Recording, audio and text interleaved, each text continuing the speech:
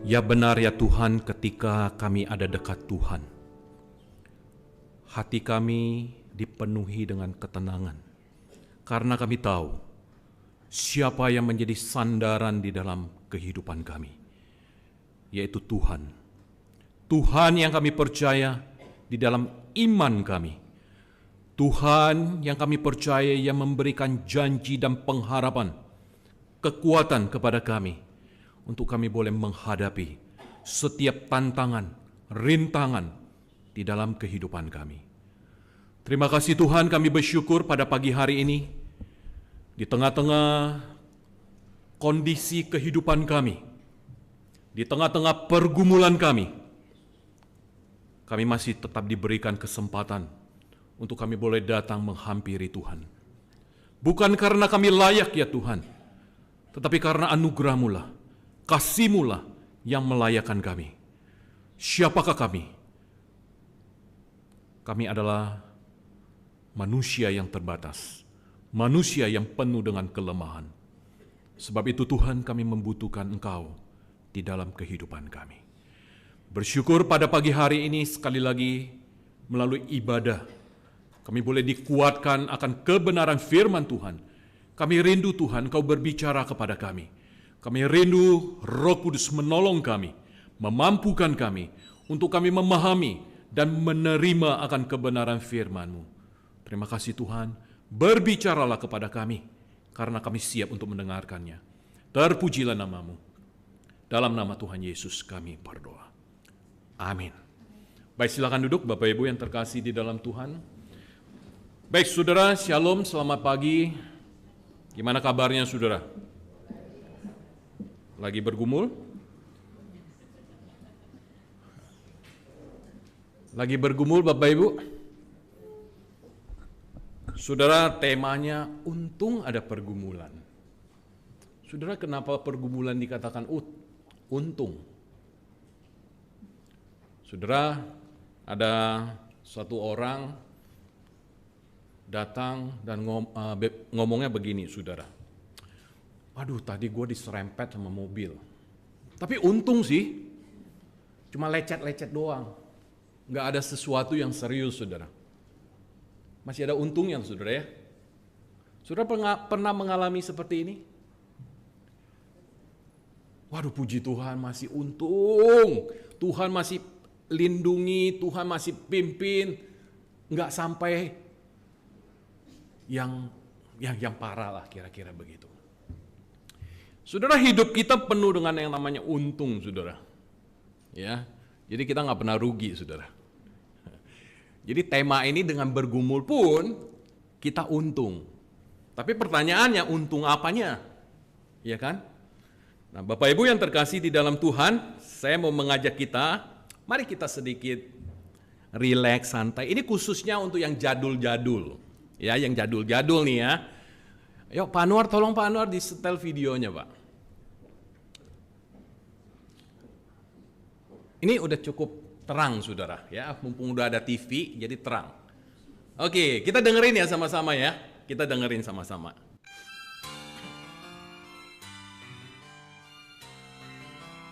Ulangin Pak, udah play nih. Udah play. Kelewatan. Ya, udah 11 detik. Oke. Umul, kira-kira lagu ini mempan nggak, saudara? Hah? Yang lagi murung, buat apa susah? Ya, gembira aja, saudara. Saya nggak tahu ini yang nulis lagu ini dalam kondisi situasi seperti apa dia pada waktu itu. Ya, apa dia lagi seneng, happy? Oke. Baik, Bapak Ibu yang terkasih di dalam Tuhan, ya ini tadi, nah kita yang serius saudara. Saudara tahu siapa ini? Ini saya pernah tunjukin waktu hari Jumat sore ini, sama beberapa ibu masih ingat ya? Masih ingat ini ya? Kenapa ini enggak? Ini sih. Oh ternyata TV kalah dia loh. Oke, yang ini yang tadi lagu itu, yang ini. Nah, Bapak Ibu yang terkasih di dalam Tuhan, dua suami istri ini, ya, suami istri ini, yaitu Al van Leningen dan Jan Faber. Saudara, mereka menikah 50 tahun. Nah kemudian saudara, dalam usia 71 dan 72, hanya beda 1 tahun saudara. Nah kemudian mereka bersama-sama karena udah ada yang demensia dan juga ada yang sakit, pernah operasi punggung dan nggak sembuh-sembuh. Akhirnya mereka berdua memutuskan, menyepakati bersama mengakhiri hidupnya. Nih berdua, suami istri. Dan mereka bicara kepada anaknya bahwa mereka akan menyelesaikan menghentikan hidupnya. Menghentikan hidupnya bukan berarti menghentikan konsumsi obat, tapi mengakhiri kehidupannya. Nah, Bapak Ibu yang terkasih di dalam Tuhan, ini terjadi di Belanda, saudara. Ini belum lama, di awal Juni. Nah, ternyata di Belanda untuk melakukan eutanasia, karena ini berdua, saudara, maka ini adalah duo eutanasia, 2 orang. Nah, ternyata memang kalau di Belanda itu dilegalkan. Nggak ada masalah, saudara. Boleh.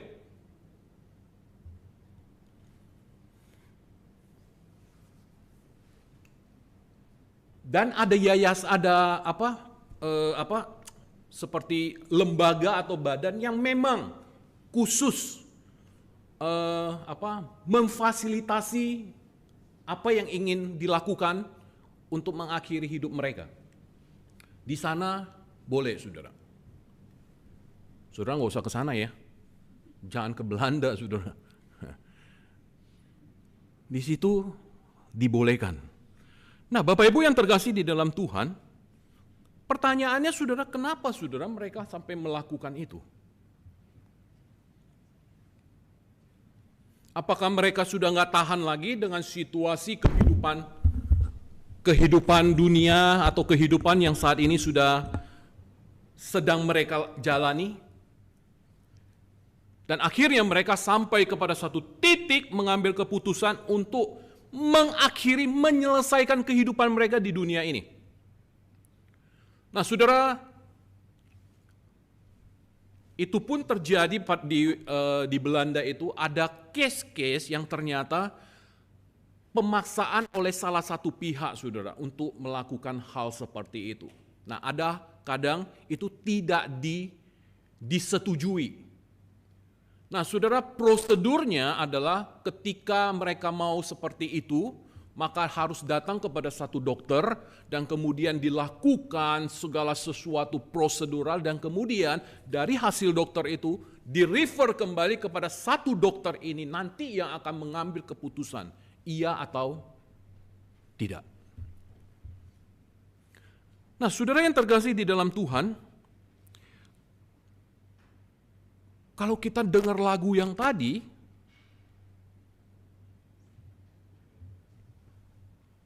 apa yang mereka lakukan? Benar nggak, saudara? Udah ngapain susah-susah di dunia ini? Selesain aja. Betulkah seperti itu?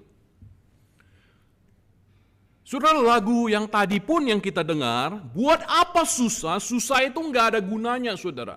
Pertanyaan saya, saudara, benarkah susah itu tidak ada gunanya? Siapa yang mau susah? Nggak ada. Di sini ada yang mau susah? Tengah? Sebelah kanan? Nggak ada, Bapak Ibu. Tetapi ketika dikatakan buat apa susah, susah itu tidak ada gunanya, jelas itu sama sekali keliru. Kenapa dikatakan jelas ini keliru, saudara? Karena Alkitab menunjukkan bahwa kesusahan, pergumulan, penderitaan itu merupakan alat bagi kemuliaan Tuhan. Nah, seringkali saudara kita melihat bahwa pergumulan-pergumulan kita, kesusahan-kesusahan kita, penderitaan yang kita alami, itu semuanya ditujukan hanya kepada kita manusia. Nah, saudara, kenapa bisa Alkitab mengatakan bahwa itu merupakan alat bagi kemuliaan Tuhan? Itu jelas saudara di dalam 1 Korintus 13 ayat 31. Di situ dikatakan, jika engkau makan dan jika engkau minum atau jika engkau melakukan sesuatu yang lain, ya, ada minum, ada makan, ada melakukan yang lain, lakukanlah semua itu untuk apa dikatakan? Kemuliaan Tuhan. Makan minum itu adalah kebutuhan yang primer, bukan? Yang tidak bisa tidak. Semua orang butuh yang namanya makan dan minum. Tidak ada yang enggak butuh. Dan sesuatu yang lain di luar daripada makan dan minum yang engkau lakukan semuanya itu untuk kemuliaan Allah. Nah, Bapak Ibu yang terkasih di dalam Tuhan, Ayub. Nah, saya mengajak kita melihat Ayub. Saudara, apa yang dikatakan di dalam Ayub 7 ayat yang pertama? Coba kita lihat Bapak Ibu. Ayub 7. Di situ dikatakan, bukankah manusia harus bergumul di bumi? Dan hari-harinya seperti hari-hari orang upahan.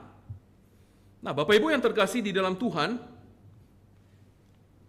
apa yang dikatakan oleh Ayub ini, saudara, memperlihatkan kepada kita bahwa itulah kehidupan manusia. Saudara, suatu kali ada seorang ibu berkata begini, minggu ini pergumulan saya ini datang bertubi-tubi. Suami baru kena PHK, belum dapat kerja. Dan kemudian anaknya juga mengalami kecelakaan jatuh dari motor, belum pulih. Mengalami kecelakaan, sekarang sakit dan harus menjalani perawatan di rumah.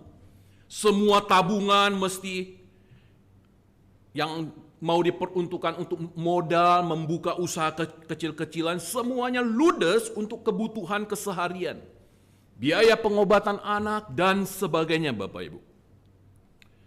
Saudara, ungkapan ini saudara menjadi satu gambaran tentang pergumulan seseorang atau seorang wanita, seorang ibu yang merasakan saudara kelelahan karena masalah beruntun. Muncul lagi masalah yang berikutnya, seakan-akan bahwa hidup ini penuh dengan masalah dan tidak kelar-kelar, saudara. Tidak selesai-selesai.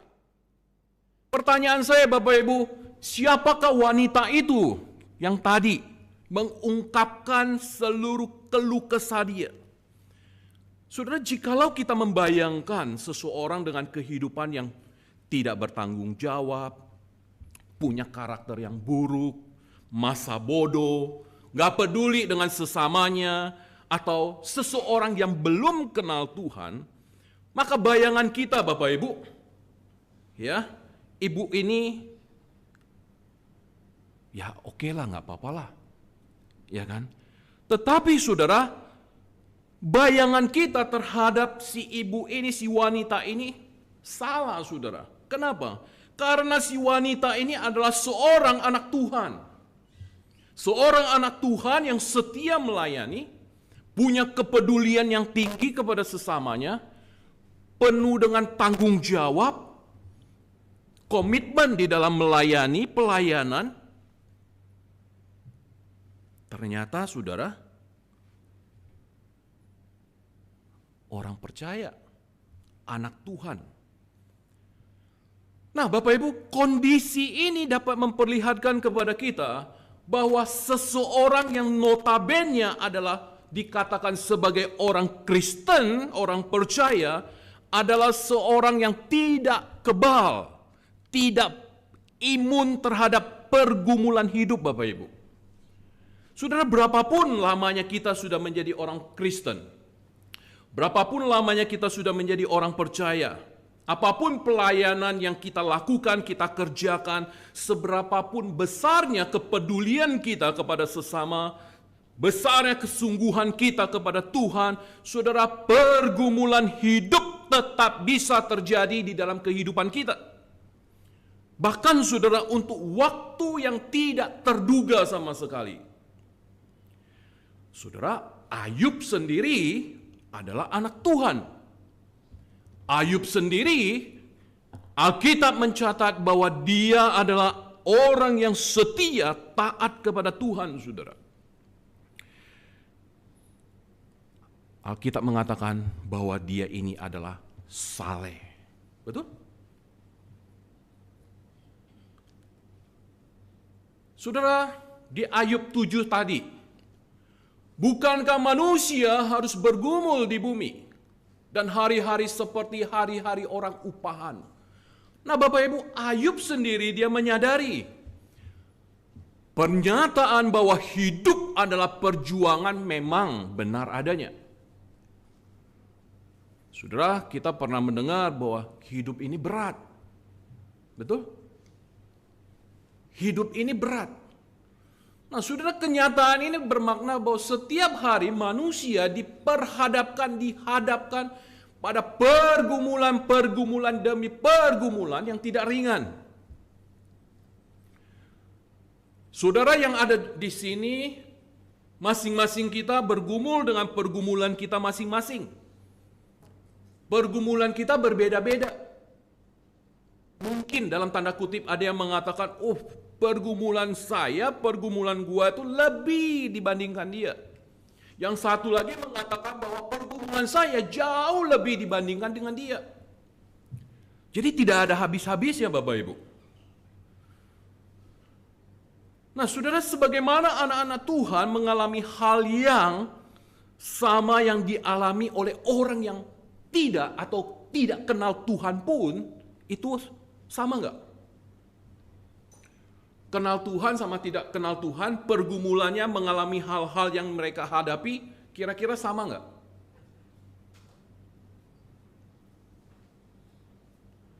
Saudara, tidak ada jaminan karena kita anak Tuhan, maka kita bebas dari yang namanya kesulitan hidup. Setiap kita pasti ada yang namanya kesulitan hidup, tantangan, pergumulan. Tapi pertanyaannya kepada kita, apakah yang membedakan kita dengan mereka di dalam pergumulan hidup tersebut? Apa yang membedakan saudara dan saya, kita sebagai anak-anak Tuhan, dengan mereka di luar sana yang juga menghadapi pergumulan yang sama dengan yang seperti kita hadapi? Apa bedanya, Bapak Ibu? Bukankah itu yang kita ingin tahu? Di mana letak perbedaan itu? Di mana perbedaan yang sangat-sangat mendasar itu? Yang fundamental itu, Bapak Ibu. Mari kita melihat bersama-sama. Saudara, yang pertama, saudara, kesempatan bagi kita sebagai anak Tuhan di dalam pergumulan kita yaitu untuk semakin mengalami Tuhan secara nyata. Artinya, saudara, melalui pergumulan hidup kita bisa melihat dan kita bisa mendapatkan berkat-berkat Tuhan. Saudara, berkat Tuhan itu bukan hanya bicara soal yang baik, dalam hal yang tidak baik pun, saudara, itu pun berkat Tuhan. Kenapa? Karena dari hal yang tidak baik, Tuhan ingin mengajarkan kepada kita untuk kita tidak lagi terulang dan mengulangi hal yang sama. Betul? Begitu kan? Saudara, apakah yang dimaksud dengan berkat-berkat Tuhan di sini? Kesembuhan. Oh, ketika saya sakit dan kemudian saya mendapatkan kesembuhan, itu berkat Tuhan. Pertolongan dari seseorang yang tidak terduga yang digerakkan oleh Tuhan, mengalami kasih Tuhan melalui perhatian saudara-saudara seiman, rekonsiliasi dengan seseorang, damai sejahtera yang kita rasakan meskipun pergumulan itu belum selesai.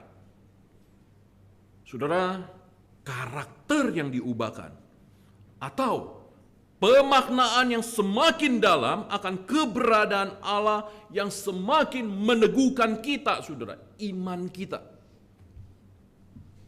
Saudara, ada dua kemungkinan. Ketika orang mengalami pergumulan di dalam kehidupannya, ada dua kemungkinan, saudara. Yang pertama, dia semakin down, jatuh. Atau yang kedua, dia semakin bangkit, saudara. Dia menyadari bahwa pergumulan yang Tuhan izinkan terjadi ini tidak selamanya, sementara ini ingin mengangkat untuk membuat dia supaya memiliki level yang lebih tinggi, saudara. Untuk melihat bagaimana dengan problem pergumulan yang Tuhan izinkan terjadi. Pertanyaannya, saudara, kemungkinan besar yang mana? Yang pertama atau yang kedua yang sering kita hadapi? Sering membuat kita down atau sering membuat kita justru membuat kita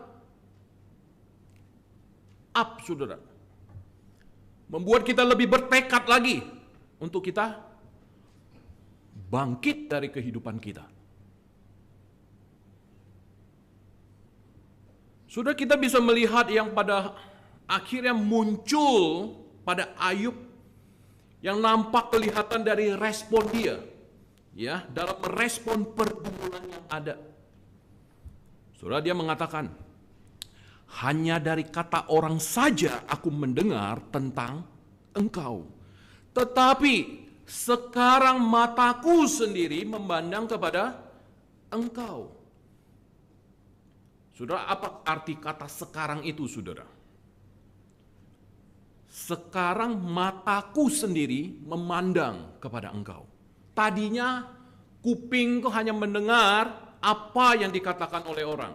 Tetapi sekarang mataku memandang. Kata sekarang ini apa?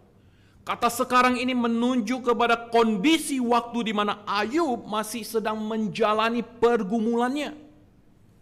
Pertanyaannya, saudara, apakah pergumulan Ayub ini sudah selesai? Belum. Pergumulan dia belum selesai, saudara.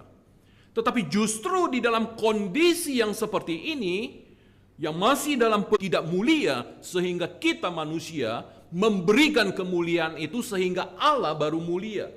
Tidak, saudara. Bukan itu. Ya, bukan itu. Jadi istilah kemuliaan dalam kaitannya, kita melihat di dalam perjanjian lama, saudara. Di dalam perjanjian lama, kata kemuliaan itu mengandung ide tentang kemegahan. Kemegahan yang luar biasa. Allah yang megah, saudara. Allah yang besar. Sedangkan di dalam perjanjian baru, kemuliaan ini berbicara tentang martabat, kehormatan, pujian, dan juga syukur manusia kepada Tuhan.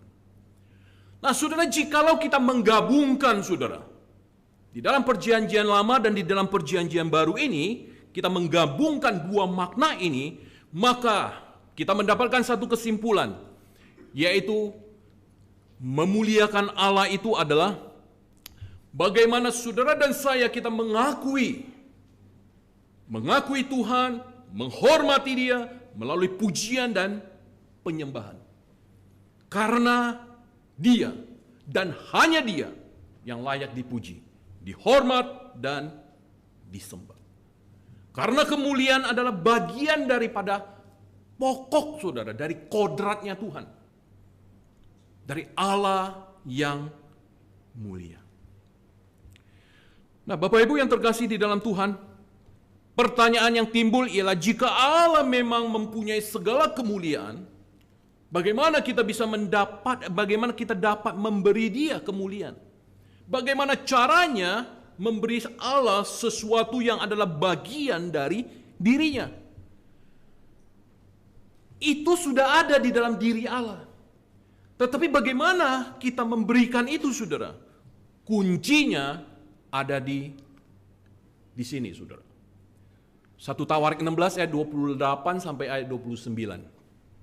Berilah kepada Tuhan, hai segala bangsa manusia. Berilah kepada Tuhan hormat dan puji. Berilah kepada Tuhan hormat namanya. Bawalah akan persembahan dan datanglah kamu menghadap hadiratnya. Sembah sujudlah kepada Tuhan, serta berpakaikan pakaian hari raya yang suci. Ini dalam versi terjemahan lama, Bapak Ibu. Di dalam ayat ini kita mengamati, Bapak Ibu, ada dua tindakan kita yang dapat memuliakan Allah. Memberi hormat dan puji. Karena itu adalah haknya Tuhan.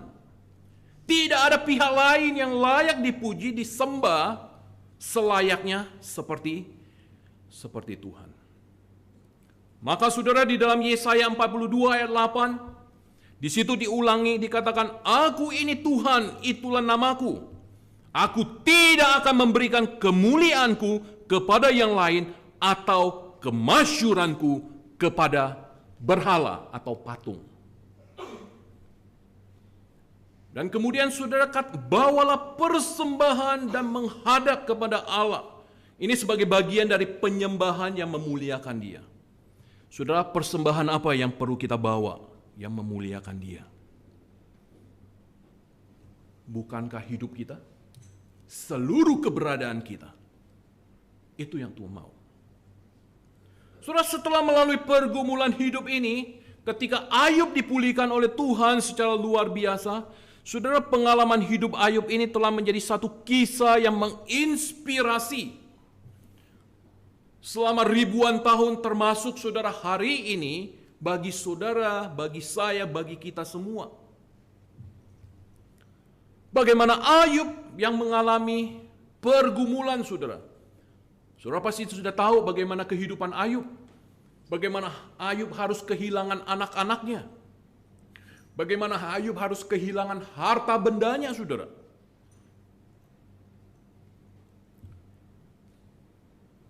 Bagaimana Ayub berhadapan dengan istrinya. Istrinya bilang apa? Istrinya bilang kepada Ayub apa? Lupa, saudara.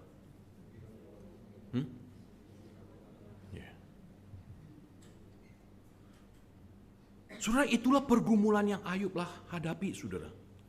Ayub menghadapi pergumulan bukan hanya yang dari luar, yang dari eksternal, tetapi dari internal dirinya pun, dia pun menghadapinya itu, Bapak Ibu. Dari luar dia dihajar, dari dalam pun dia dihajar. Lengkap sudah. Saudara, tapi satu hal Bapak Ibu. Jangan pernah kita lupakan bahwa kisah daripada Ayub ini sesungguhnya kunci utamanya bukan berada di Ayub. Tetapi kunci utamanya kembali kepada siapa? Kepada Tuhan, saudara. Karena semua itu adalah untuk kemuliaan Tuhan. Melalui kisah Ayub kita melihat Allah yang mengasihi umatnya, Allah yang tidak membiarkan mereka sendirian walaupun mereka menghadapi pergumulan. Kedaulatan Allah atas hidup manusia dan bagaimana kemahakuasaannya dinyatakan kepada orang-orang yang mengandalkan Tuhan. Nah, saudara, kita yakin dan kita percaya Allah mengasihi kita. Allah mengasihi saudara, Allah mengasihi saya, kita semua. Tuhan pun tidak akan membiarkan saudara sendirian. Tuhan pun tidak akan membiarkan saudara menghadapi pergumulan yang melebihi daripada kekuatan kita. Alkitab berkata begitu, bukan? Tuhan tidak akan memberikan pencobaan yang melebihi daripada kekuatan kita, Bapak Ibu. Tuhan tahu levelnya kita. Tuhan tahu batasnya kita.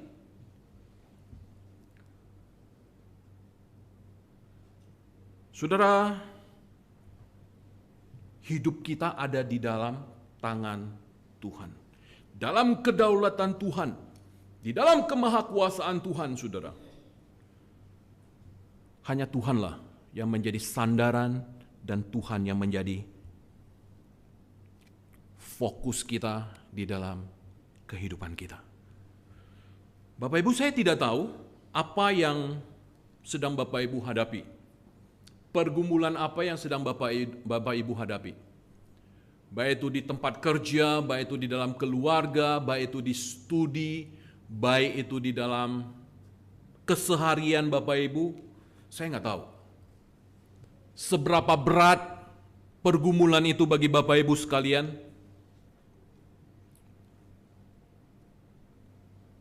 Yang pasti hanya Tuhan dan saudara yang tahu.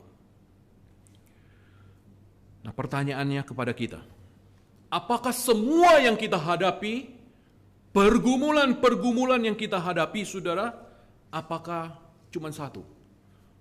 Memuliakan nama Tuhan atau tidak? Saudara, Yesus pun bergumul di dalam hidupnya, bukan? Pergumulan Yesus yang paling kentara sekali, saudara, itu terjadi di mana? Di Getsemani. Bagaimana Yesus harus bergumul? Bukan kehendakku, tapi kehendak Bapakku yang di surga, saudara. Saudara, saya coba bayangin, kalau saja Yesus pada waktu itu, malam itu di Taman Getsemani, saudara, dia tidak mau menghadapi pergumulan itu. Dan dia menghindar. Dia mengatakan, jikalau boleh, aku tidak usah minum cawan ini. Penderitaan ini, saudara. Kalau boleh.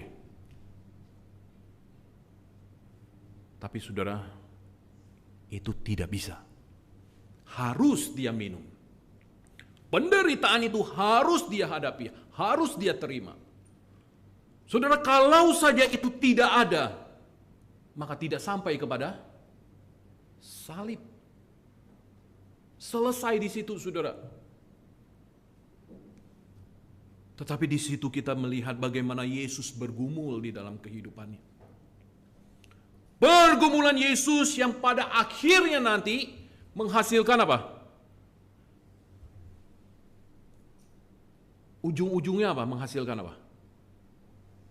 Keselamatan bagi kita, bukan? Untung Yesus bergumul, saudara, di Getsemani. Dan dia bisa menyelamatkan kita. Bapak Ibu yang terkasih di dalam Tuhan, saudara, bagaimana dengan kehidupan kita? Bagaimana dengan pergumulan kita? Pergumulan tidak akan berakhir. Pergumulan selalu ada. Bapak Ibu tadi sebelum ke sini pun mungkin sudah ada yang bergumul, bukan? Ini belum selesai, itu belum selesai. Sampai di sini Bapak Ibu pun masih aja mungkin di dalam pikiran Bapak Ibu ada yang sedang digumulkan. Betul atau betul, saudara? Pulang dari sini masih juga bergumul. Betul? Enggak habis-habisnya ini bergumulan. Seluruh hidup kita mungkin penuh dengan pergumulan. Tapi saudara, menarik juga hari ini temanya. Untung saudara ada pergumulan. Masih ada untungnya. Disitulah Bapak Ibu kita bisa melihat Tuhan yang penuh kedaulatan. Tuhan yang penuh dengan kasih. Saudara jangan pernah minta Tuhan menyelesaikan persoalan saudara. Minta Tuhan berikan kekuatan kepada saudara untuk menghadapi masalah saudara. Masalah-masalah kita. Yang menyelesaikan siapa? Kita. Kekuatan dari siapa? Tuhan.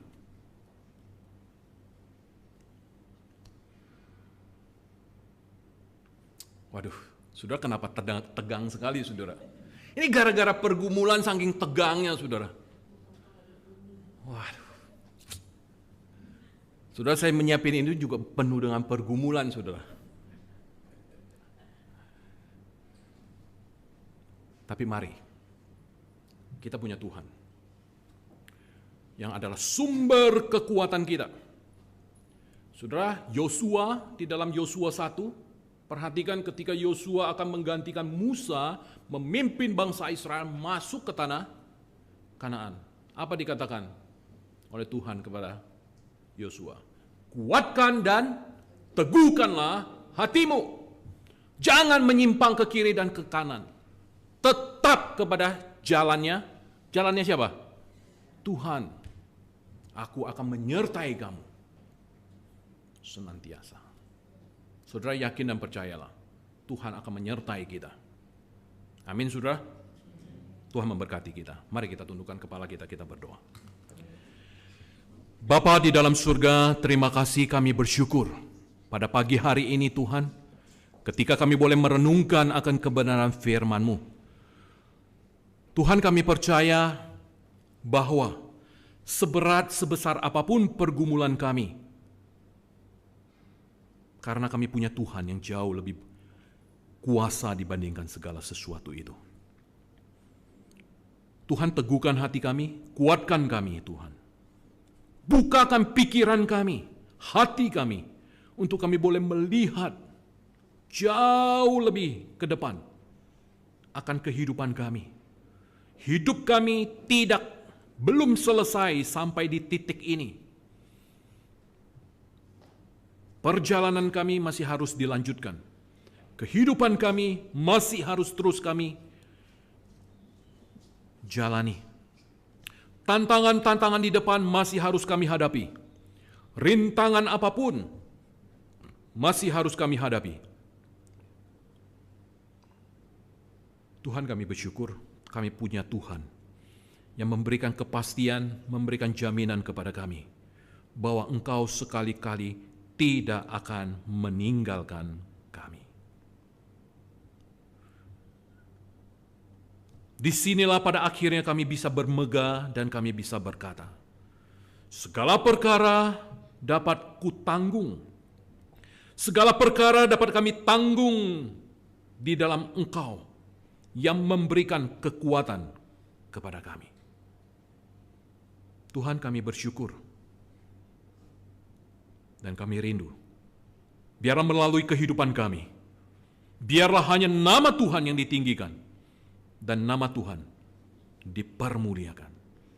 Karena kami tahu kami didesain sejak dari awal untuk hidup memuliakan Tuhan. Ketika kami menjalani kehidupan kami sesuai dengan desain daripada Allah ini, disitulah kami akan menemukan kebahagiaan kami yang sejati. Tuhan yang akan menolong, Tuhan yang akan memimpin kami menghadapi setiap pergumulan yang Tuhan izinkan terjadi. Terima kasih Tuhan, melalui pergumulan yang kami hadapi, permasalahan-permasalahan yang kami hadapi, Tuhan berikan kami kesempatan untuk kami memuliakan Tuhan. Terima kasih Tuhan.